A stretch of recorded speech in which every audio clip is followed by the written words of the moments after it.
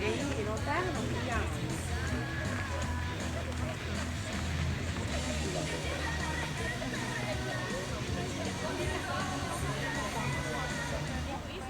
Ja oikeutta tässä ottelussa jakavat pelituomarina Jani Kuusinen, syöttötuomarina Katri Oksanen, kakkostuomari Henna Mattila, kolmosella takarajalla Julia Kuusijoensuu, kirjurina Selma Koskinen.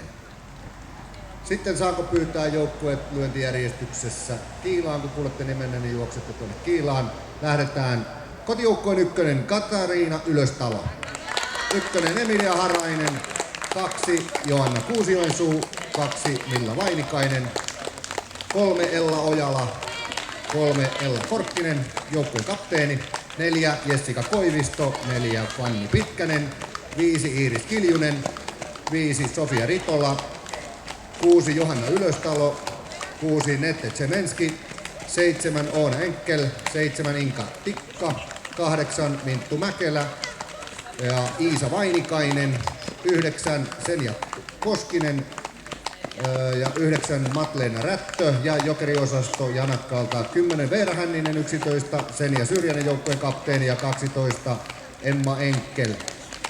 Janan pelijohtajana Kirsi Tuominen ja Sari Syrjänen, tahkon vastaavat kollegat Mirkka Tsemenski ja Mika Tsemenski. Nyt pitää aina heilutella näin yleisesti.